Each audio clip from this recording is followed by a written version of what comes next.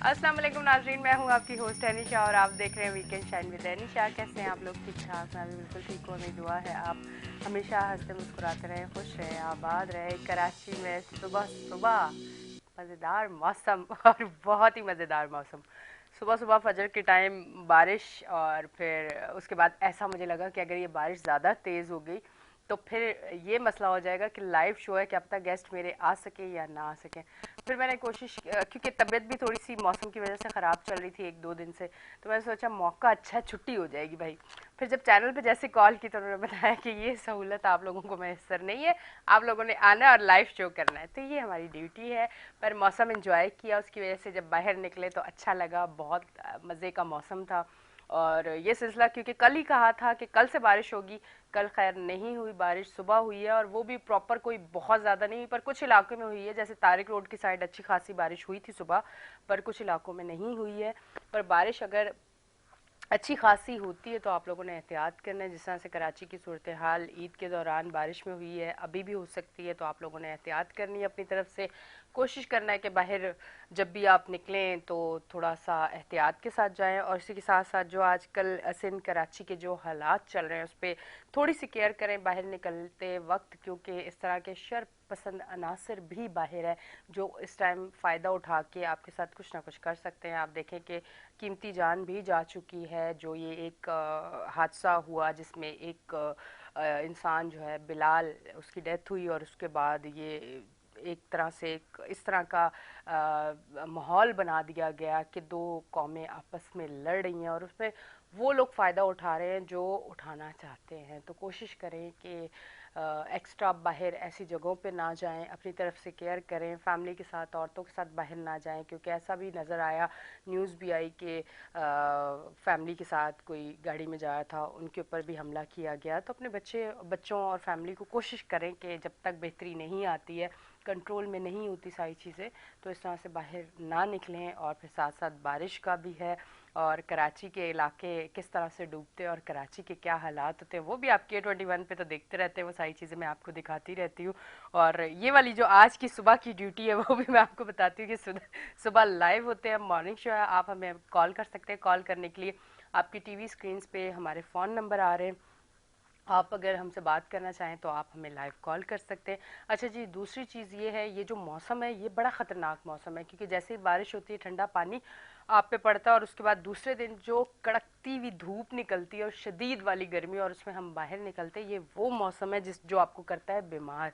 तो इसमें आपने अपने खाने पीने की बहुत ज़्यादा एहतियात करनी है। पानी बहुत ज़्यादा ठंडा ना पिएं जिसकी वजह से गला ख़राब हो, बुखार हो और ये सारी चीज़ें हो। तो थोड़ा सा अगर सेफ होके चलेंगे तो ये मौसम बड़ा अच्छे से आपका गुजर जाएगा। अच्छा जी, हमारे साथ हमारे गेस्ट मौजूद हैं, उनको मैं वेलकम करती हूँ। Syed Roshan Ali, CEO Universal State and Builders DHA Karachi, उनको मैं वेलकम करती हूँ। अस्सलाम वालेकुम। वालेकुम अस्सलाम। कैसे हैं वालेकुम, आप? अल्लाह का शुक्र। सुबह सुबह की बारिश का बताएं कि आप जब सुबह उठे तो आपकी तरफ बारिश थी कि नहीं थी? अब तो कराची का ये हो गया ना कि किसी इलाके में बारिश बहुत तेज है, किसी में हल्की सी रिमझिम है, और किसी में रिमझिम भी नहीं है और कुछ भी नहीं है। तो आप अपना बताएं कि आपकी तरफ क्या सूरत हाल थी? देखें, हमारे तो बहुत अच्छा माशाल्लाह मौसम था। सुबह जब मैं उठा तो अच्छा। बारिशें हुई भी थी, घर में गार्डन में बड़ा हम्म। ग्रीन हुआ हुआ था हमारा गार्डन। क्या बात है। और बाहर जो है रोडों पे हल्की हल्की बारिश की फुहार जैसी पड़ी हुई थी, तो बड़ा अच्छा खुशगवार मौसम था, तो हमने उसको एंजॉय किया। मतलब अच्छा मौसम था। बहुत अच्छा, बहुत अच्छा। बारिश के टाइम, जो ईद के टाइम बारिश हुई थी पूरी रात, उस टाइम क्या सूरत हाल थी आपकी तरफ की? देखें, उस वक्त तो वो हशर था पानी का कि पानी इतना भरा हुआ था कि गाड़ियाँ चलाने के काबिल नहीं थी। नहीं थी। मैं स्पेशली बात करूंगा ईद के दूसरे दिन की। जी वही। ईद के दूसरे दिन इतनी बारिश थी कि अगर बड़ी गाड़ियां हैं ना वो भी नहीं चल सकती थी, हम्म। और फुल भरा हुआ था पूरा कराची, समझ लें कि पानी का मंजर पेश कर रहा था। हम्म। तो बहरहाल शुक्र अल्हम्दुलिल्लाह, ये हमारी जो सिटी गवर्नमेंट है उसने फौरी तौर पे जो है वो रोडों पे निकल आए, उनको हमने देखा भी, और उन्होंने अपना भरपूर किरदार अदा किया, बिल्कुल सिटी जी। गवर्नमेंट ने। अच्छा, तो अच्छा जी, साथ साथ एक चीज़ ये है कि हम लोगों का ये था, एक बड़ा अच्छा एक चीज़ नज़र आई कि मैंने एक चीज़ पढ़ी कि इस बार कराची की बारिश में ना कोई बरगर ना कोई बनगोआ, सभी एक जैसे हो गए। मतलब DHA भी डूबा। आपकी तरफ का देखिए डिफेंस बीएचए डीएचए। में जो हमारे कुछ ऐसे इलाके हैं जो फेज कि 8 तो नहीं डूबा। फेज 8 ही वही माशाल्लाह उन्होंने जो है ना हाँ इसके प्लानिंग के तहत बनाया है। हाँ। क्योंकि फेज 8 को इन्होंने जो डेवलप कर रहे थे तो डेवलप करने से पहले इन्होंने 10-10 फीट ऊंचा किया है। जो उसका ग्राउंड था वो अब बेसमेंट कहलाता है। अच्छा। तो 10 फीट ऊंचा है तो वहाँ बिल्कुल पानी नहीं आया। अलग अलग लोगों की बिल्डिंगें बनी हुई हैं, घर बने हुए हैं, बेसमेंट बने हुए हैं, उसमें पानी नहीं आया। हम्म। तो ये बड़ा अच्छी बात है। बल्कि मेरा ख्याल है कि जो टाउन प्लानर होते हैं उनको कभी भी कोई भी सोसाइटी या कोई भी ऐसी जगह आबाद करने से पहले उनको चाहिए कि नशेबी इलाकों को पहले से उसके अंदर ऐसा डेवलपमेंट का काम करें कि रोड को पहले ऊंचा करें। कम से कम कराची की कोई भी जगह अगर आप किसी को इजाज़त देते हैं बनाने की, डेवलप करने की, तो उसको कम से कम 10 फीट ऊंचा पहले उसकी भराई करें, डेवलपमेंट करें, उसके बाद उनको इजाज़त दें बनाने की। तो ये मसले आगे पैदा नहीं होंगे। ईद कैसी गुजरी आपकी? ईद बहुत अच्छी माशाल्लाह। मैं तो कह रहा हूँ जितना अल्लाह का शुक्र अदा करें कम है। क्योंकि वो हमारी आपकी तो एक ही बात है कि शुक्र अल्लाह का अदा करना चाहिए। ईद तो पाकिस्तान में गुजरी? जी पाकिस्तान में बेटे गुजरी। को तो पाकिस्तान में नहीं गुजरी। बेटा में नहीं, एक बेटा मेरा जो है टर्की गया हुआ है, दूसरा हाँ बेटा ऑस्ट्रेलिया चला गया, बेटी हाँ मेरी दुबई चली गई। तो हाँ। हम लोगों ने घर में एंजॉय किया आपने माशाल्लाह। घर में जी ईद जी जी। एंजॉय की, चले ठीक है। तो बारबेक्यू वगैरह वो सारा सिलसिला जो एक फैमिली के साथ होता है वो अभी हुआ है या अभी होना बाकी है? नहीं वो नहीं हुआ। उसमें ये हुआ कि हमने अपने घर में ही जो है ना आप कर, बल्कि वो लोग अब जब आएंगे उस वक्त हमने प्लान किया हुआ है कि उनके साथ बैठ के हम लोग बैठ के सेलिब्रेट फैमिली करेंगे के साथ इंशाल्लाह। ना, जी क्योंकि जी अच्छा लगता है कि आप यही एक ऐसे दिन होते हैं जब हम पूरी फैमिली सब एक साथ बैठते हैं और अच्छा टाइम एक दूसरे के साथ गुजारते हैं और ये लम्हे फिर याद रहते हैं और बहुत सारी चीजें सीखने को भी मिलती हैं और बहुत सारी मोहब्बतें इंसान में मोहब्बतें कायम होती हैं और बढ़ती हैं। बिल्कुल और बढ़ती इन है। मौकों को गंवाना नहीं चाहिए। नहीं चाहिए। अच्छा जी, अब हम आते हैं ये पेट्रोल और डीजल की जो रेट जब बढ़े तो सारी अशिया जो है उस पर रेट बढ़ गए। अब जब कमी आई है तो थोड़ा सा ये हम इस पे बात करते हैं कि जब पेट्रोल और डीजल के रेट पे कमी आती है तो चीजों के रेट में क्यों नहीं कमी आती, इसकी क्या वजह है? देखें ये तो बहुत बड़ा सवाल है कि हमारी हुकूमत जो है ना वो जब वो रेट बढ़ाती है पेट्रोलियम मसनूआत की, तो उसके बाद जो है ना लोग जो है अपनी चीज़ों की कीमतें बढ़ा देते हैं। रोज़मर्रा की तकरीबन 30 से 35 अशिया ऐसी हैं जो कि फौरी तौर पे लोग उसके ऊपर प्राइस बढ़ा के उसको चेंज करते हैं कि भाई पेट्रोल की कीमत बढ़ गई।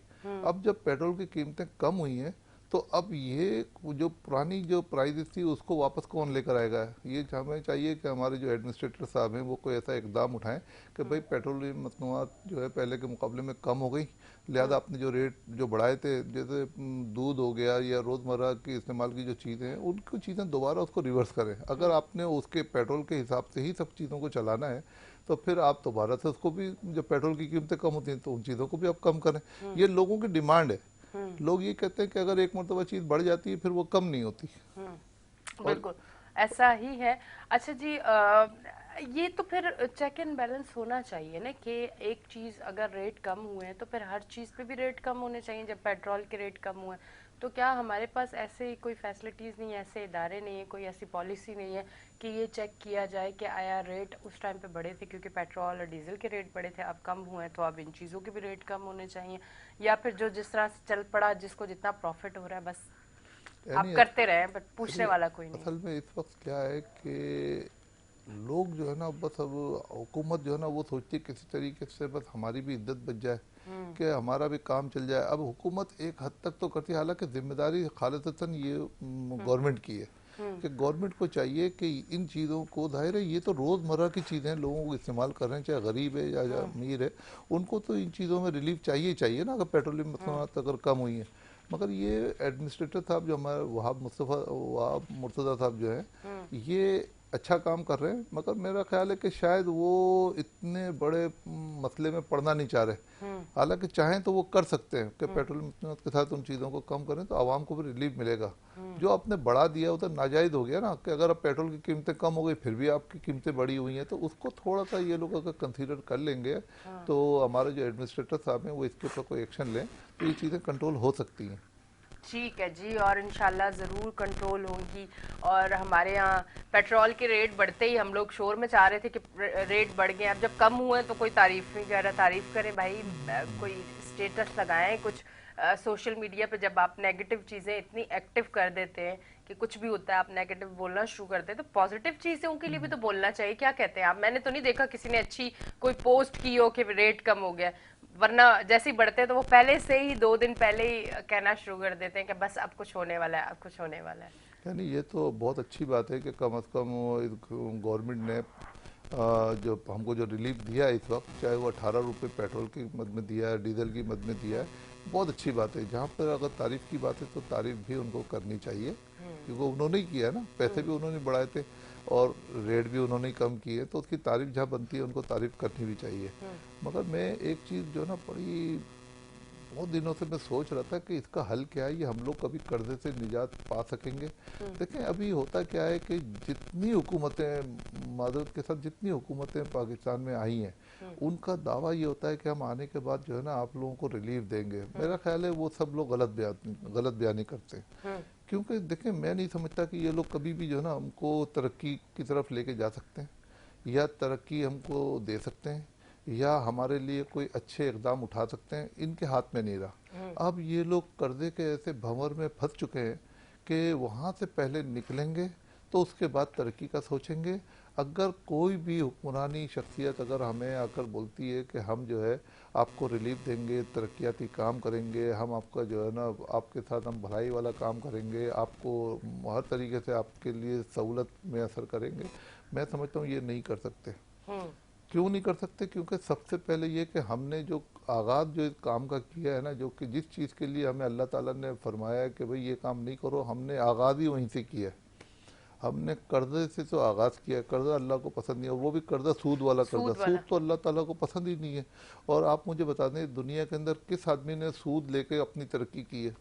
जिसने सूद लिया है उसका बेड़ा गर्क हुआ है। अब हम 1958 से जो है ना कर्जा लिए चले जा रहे हैं और ये मुल्क फिर भी अल्लाह ताला ने इसकी हिफाजत की हुई है।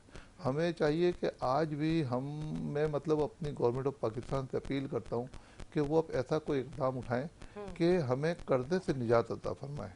हम कर्जे से निकलेंगे तो हम तरक्की की तरफ सोचेंगे। अगर कोई ये समझता है कि हम ये बज़ाहिर जो है ना रोड बना दी, हॉस्पिटल बना दिया, पार्क बना दिया, कोई तरक्याती काम कर लिया, और तरक्की नहीं है। वो आप जो है ना IMF से जो कर्जा ले रहे हो उसी में से आप लोग सारे काम निपटाते हुए ये तरक्की ये कि आपने जो बच्चा जो बड़ा बूढ़ा पाकिस्तानी, एक पाकिस्तानी जितने का कर्जदार है, अगर उसका कर्जा कम होना शुरू हो जाए, और वो कर्जा कम होने का नाम तरक्की है। तरक्की रोड बनाने का नाम तरक्की नहीं है, हॉस्पिटल बनाने का नाम तरक्की नहीं। तरक्की कर्जा बढ़ रहा है। देखिए मैं वही कह रहा हूँ ना कि इमरान खान साहब के भी दौर में कर्जा बढ़ा, अच्छा फिर वो इससे पहले नून लीग की हुकूमत थी उसमें भी कर्जा बढ़ा, उससे पहले पीपल्स पार्टी की हुकूमत थी उसमें भी कर्जा बढ़ा। सबसे ज्यादा कर्जा जो है PTI के दौर में बढ़ा। और मैं समझता हूँ अब जो मौजूदा हुकूमत है, शोर भी वही कर रहे हैं। कर्जा भी बढ़ा और शोर भी वही कर रहे हैं। उसमें एक वो अपना एक वो मुद्दा बयान करते हैं कि भाई उस वक्त जो है ना वो 130 रुपये डॉलर था, फिर उसके बाद 180 का डॉलर हो गया, तो 50 रुपये का जो फ़र्क आया है तो उसकी डिवेल्यूशन की वजह से भी उनके कर्जे में इजाफा हुआ है। तो मैं समझता हूँ वो इजाफा तो हर दौर में हुआ है, क्योंकि जिनकी भी हम बात कर रहे हैं उन सबके दौर में जो है वो डिवेल्यूशन का कर्जे का जो है ना बोझ तो आया है। मगर चलें वो सब कुछ है, ये सब चीज़ें भी तो आपको ही मैनेज करनी है जो भी हुकूमत आती है। अब जो ये जो हुकूमत मौजूदा हुकूमत है, मैं समझता हूँ कि अब जब ये जाएंगे ये तारीख का सबसे बड़ा कर्जा होगा जो कि पाकिस्तानियों के ऊपर पड़ेगा भी। जो रोज़मर्रा की जो मतलब देखें 3 महीने के अंदर 100 रुपये का पेट्रोल बढ़ जाना, ये तो कभी ज़िंदगी में भी नहीं हुआ।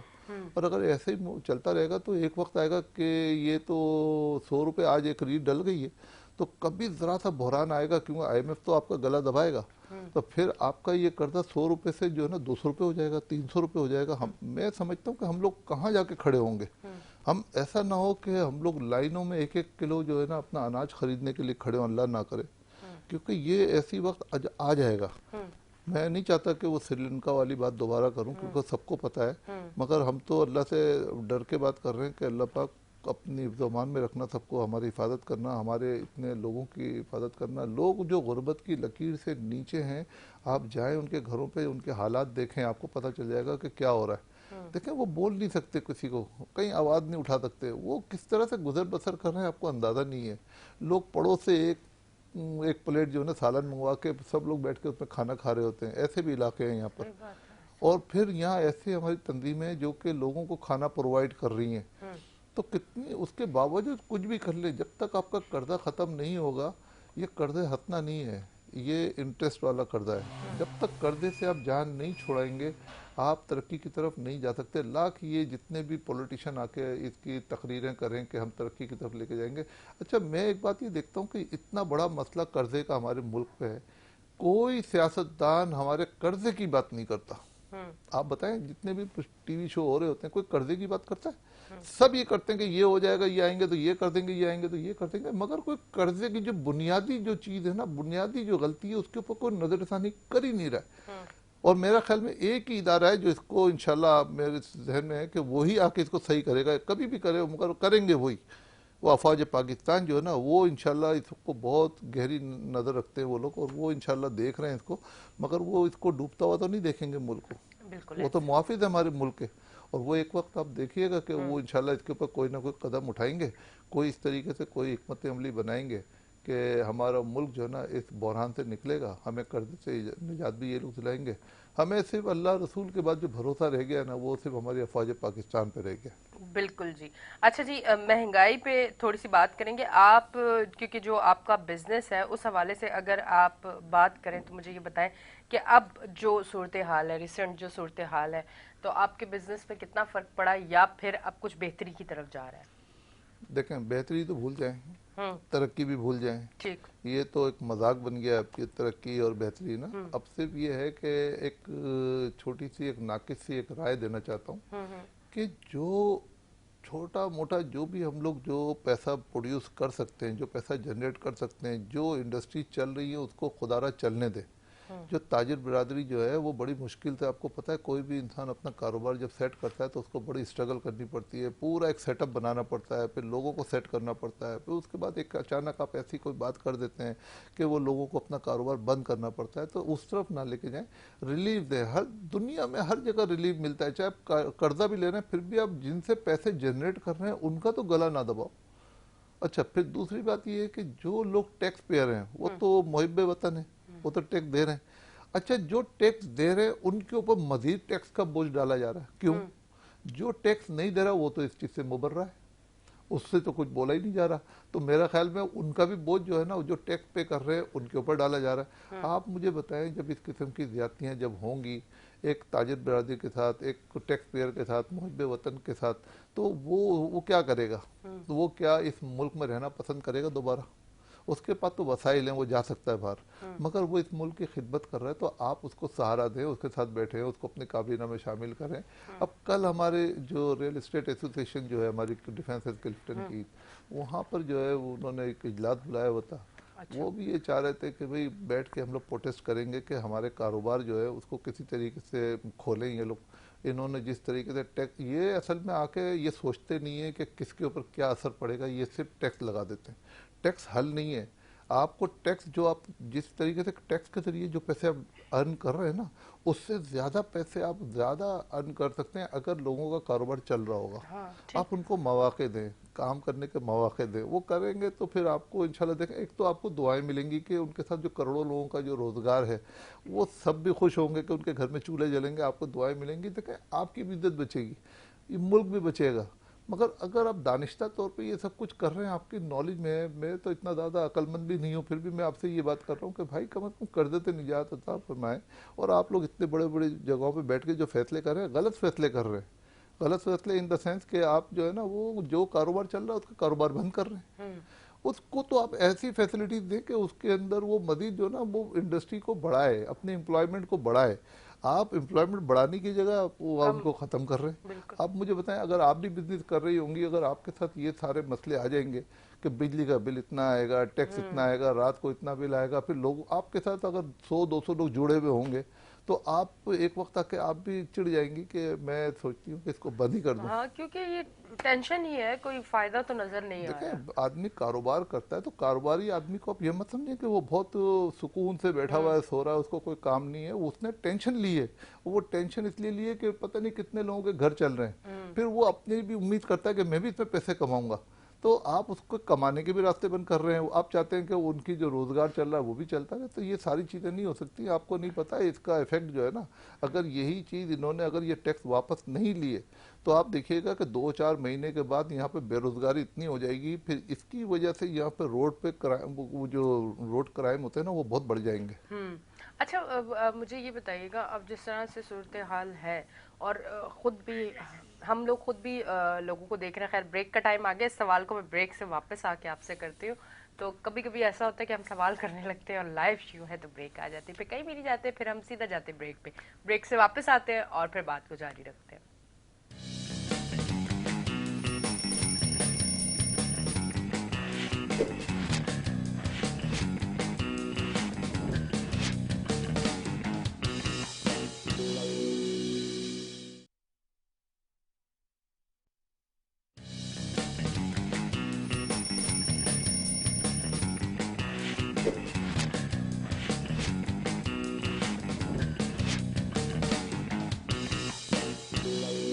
बढ़ जाती है वो। वेलकम बैक जी नाजरीन, हम ब्रेक से वापस आ चुके हैं और आप देख रहे हैं हमारा show weekend shine with Anisha. टेढ़ी टेढ़ी आंखों से इधर उधर भी अपने आप को भी देखती हूँ। अच्छा, ये होता है आपको ना कि जब आप अपने आप को खुद कहीं नजर आ रहे हो तो फिर आपकी आंखें वहां जाती है कि अपने आप को देखें कि आप कैसे लग रहे हो, और आप जब बहुत अच्छे से तैयार होते हो मिरर में बार बार अपने आप को देखते हो कि आप कैसे लग रहे हो। अब जैसे मेरे सामने एक टीवी है जिस पे मुझे नज़र आ रहा है कि मैं हूँ, तो मैं अपने आप को देख रही हूँ कि मैं कैसे लगती हूँ। तो इसी तरह इंसान को सिर्फ ज़ाहिरी खूबसूरती नहीं देखनी चाहिए, आप अंदर से कैसे हो कभी ये गौर ज़रूर कीजिएगा, तो बेहतरी आएगी कि अंदर से हम कैसे, हम लोगों के साथ कैसे रिश्ता और सिलसिला रखते हैं। अच्छा जी, आपकी तरफ आती हूँ, बात क्या हो रही थी? बातें बहुत होती है और फिर बातें भूल जाती है। ये बताएं, भूलने वाला सिलसिला कुछ आपके साथ भी है कि अक्सर बात करते हुए भूल जाए, अक्सर कुछ कोई चीज रख के भूल जाए, कुछ इस तरह की चीजें होती हैं आपके साथ? देखें अब तो शुरू हो गई है या ये चीजें। या वो नहीं, ये एज वाली बात नहीं है ना, अच्छा। ऐसे ना करे, जुल्म हो जाएगा ये बहुत बड़ा। ये मेरे हाल से हालात इस तरह के कि बहुत सारी चीजें जहन में चल रही होती है। अब देखिए, महंगाई, पेट्रोल के रेट ना बढ़ जाए, लाइट के इशू, सड़कों के इशू, गर्मी का इशू, मतलब 10,000 इशू है ना, उसकी वजह से आप टेंशन में, डिप्रेशन में होते हैं, तो फिर आपका जहन उस तरह काम नहीं करता। इसको पॉजिटिव वे में लेके जाते हैं, एज में नहीं नहीं जाते। नहीं, आप सही कह रही हैं, बिल्कुल सही कह रही हैं। क्योंकि जहन में जब इतनी चीजें होती है तो फिर आप कहीं ना कहीं भूलने वाला सिलसिला शुरू हो जाता है। देखें मैं कुछ ऐसे लोगों को जानता हूँ, बेचारे वो जाना कहीं होता है, चले कहीं जाते हैं। हाँ, ऐसा है। मतलब एक साहब से पूछा कि भाई वो उनको जाना था किसी अपने रिश्तेदार के हाँ घर, अपनी बहन के घर जाना था, हाँ, वो भाई के घर चले गए। चलो जी। वो फिर पूछा भी क्या हो रहा है, अच्छा फिर कब रोड पे जब चलते हैं तो वो कभी किसी मोटरसाइकिल वाले से कोई टक्कर हो जाती है तो उसको पकड़ते, तो वो बोलता था माफ़ करना, वो मैं कुछ और सोच रहा था। हाँ, तो लोग असल में इतनी जहनी टेंशन में, जहनी परेशानी में मुब्तला हैं, क्योंकि हमें अंदाज़ा नहीं है कि देखें जिसके ऊपर बीत रही होती है उसको ज़्यादा मालूम उसको होता है। ज्यादा पता होता है। उसको पता है कि मैंने बिजली का बिल भरना ही भरना है, मुझे गैस का बिल भरना है। बिजली कट गई तो मेरे वालिद साहब अगर घर में बीमार है, वाला बीमार है, तो उनका वो उनको कौन केयर करेगा। बिल्कुल अब अगर जो बिजली का बिल है ना, वो तो समझ ले कि उसकी तो माफ़ी है ही नहीं। बिल्कुल अल्लाह नहीं तो है। माफ़ कर देगा हर चीज़, मगर ये लोग माफ़ नहीं करेंगे, इन्होंने बिजली काटनी काटनी है। अच्छा जब बिल्कुल, बिजली कट गई, क्या बात आपने आप कही। मुझे बताएं कि जब बिजली कट गई तो घर में जो लोग बीमार हैं उनको कौन देखभाल करेगा। अच्छा सही। इनको उससे कोई सरोकार नहीं है। अच्छा ये सब हाजी नमाजी परहेजगार हैं, मगर बिजली काटने में बिल्कुल देर नहीं करेंगे। इनको इससे फर्क नहीं पड़ेगा कि अगर बिजली कट गई, कोई घर में बीमार है तो उसको कोई तकलीफ होगी, उनको कोई फर्क नहीं पड़ता। अच्छा सुनने के लिए भी तैयार नहीं। असल में वो समझते हैं कि अल्लाह मियाँ की तरफ से कोई हुक्मनामा जारी हो गया ना, तो बस उसके ऊपर आपको अमल करना ही करना है। ये बिजली का बिल भी हुक्मनामा, मैं समझता हूँ अल्लाह की तरफ से जैसे हुक्मनामा आता है ना, उस तरीके का है। नहीं, पर हम लोग आज इस पे भी जरूर बात करना चाहेंगे। आवाम के साथ बड़ी नाइंसाफी है कि अगर बिल ओवर बिलिंग होती है और हम लोग जाते हैं अगर तो वो लोग हमारी बात नहीं सुनते हुए कहते हैं इस बार आप पे कर दें, अगली बार देखा जाएगा। तो हुकूमत को कुछ इस तरह की चीजें नहीं शुरू करनी चाहिए और कंपनियों को भी इजाजत दें कि वो भी यहाँ पे अपने जो है ये लाइट जो है वो बिजली जो है वो उनकी भी कंपनियां हों। अगर हमें के इलेक्ट्रिक समझ नहीं आ रहा तो हम किसी और से, इस तरह से जब कंपटीशन होगा तो बेहतरी आएगी और चीजें अच्छी होंगी।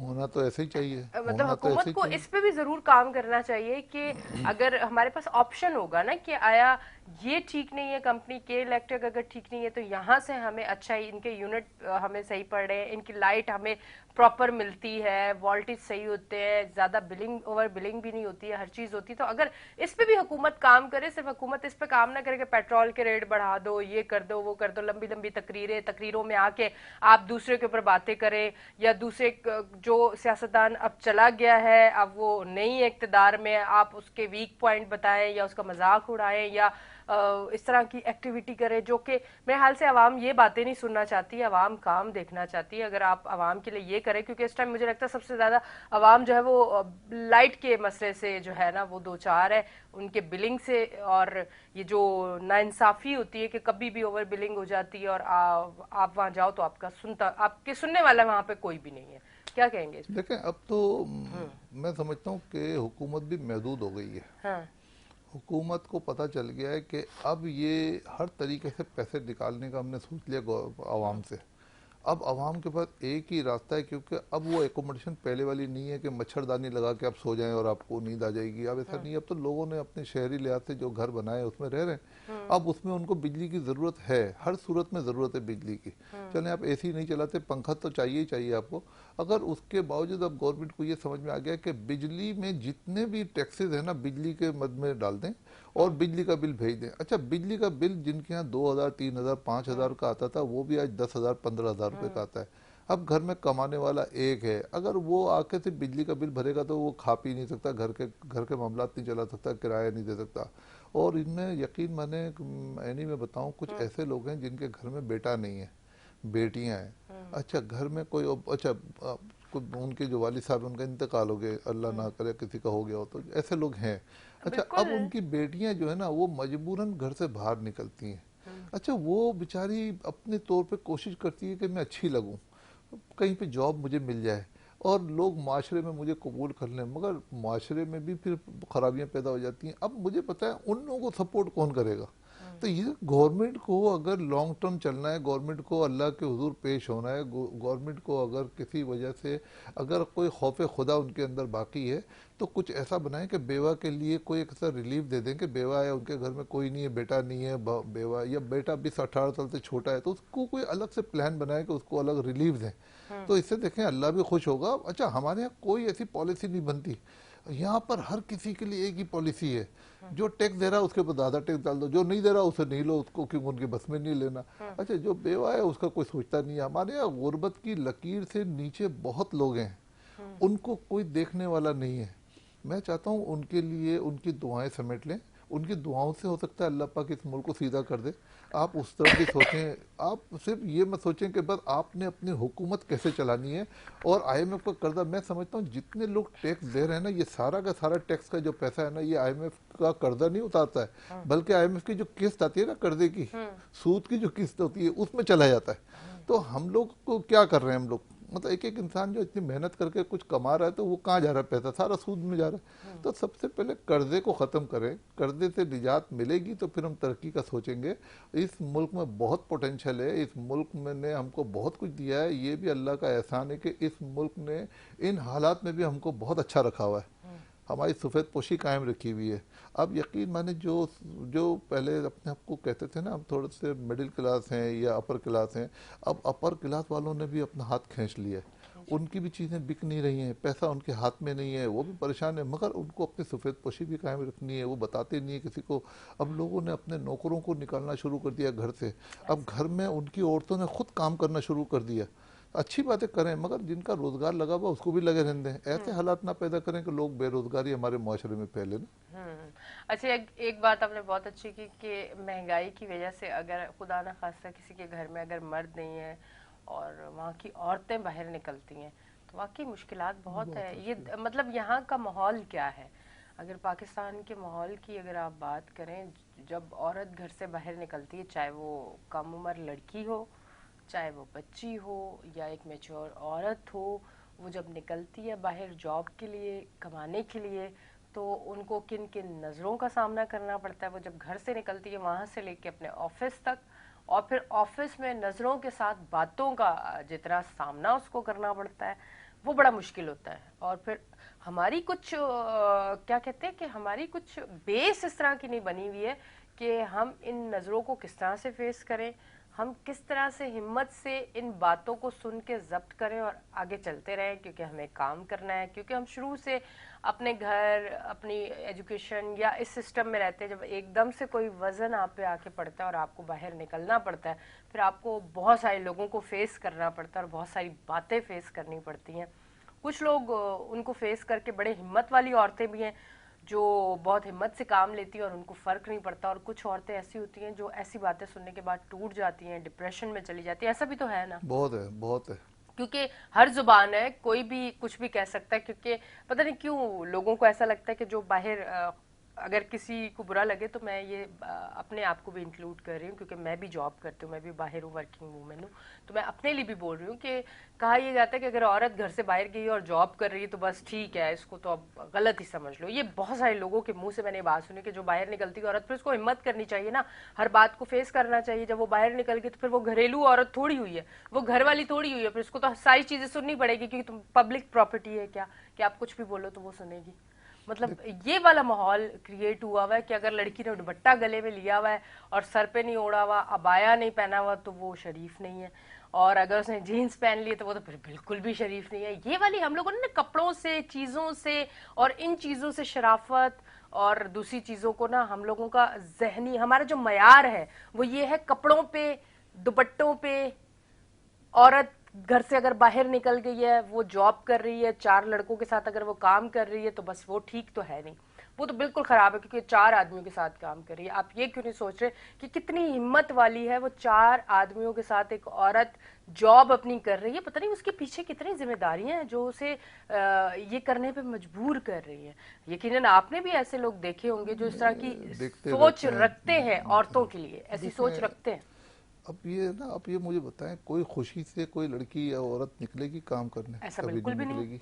अच्छा, उसके घर में अगर सारी ज़रूरत की चीज़ें उसको मैसर है, उसका हाँ। बिजली का बिल भी पे हो रहा है, उसके सारे माशाल्लाह घर के जो मामला सही चल रहे, वो कभी भी बाहर निकलेगी? नहीं। अच्छा, अगर मजबूरी में लड़की निकलती है तो इसका मतलब ये नहीं है कि उसको गलत नज़रों से देखा जाए। हाँ। उसकी हेल्प करें, बिल्कुल। और अगर कोई मुखैर हजरात हैं तो वो कोशिश करें कि उसको बेटी समझ के उसको ये सोचें कि भाई आप उसकी कोई हेल्प कर दें, मगर किसी और को पता ना चले, मगर उसके अंदर कोई उनका ज़ाती मकसद नहीं होना नहीं चाहिए। होना चाहिए, जो कि अब बड़ा कम ही मुझे लगता है ऐसे चले, लोग मैं होते कह रहा होंगे। हूँ वो कम और ज़्यादा को तो छोड़ दें, हाँ। होना नहीं चाहिए। होना नहीं चाहिए। क्योंकि देखें, पहले ही सोचें कि ये आपकी बेटी हो सकती है, ये आपकी बहन हो सकती है, बिल्कुल। ये आपकी माँ हो सकती है। बिल्कुल। अगर ये जज्बा हम सब में पैदा हो जाए और उसको सिर्फ माँ, बहन, बेटी की नज़र से देखें, वो भी किसी की बेटी तो है।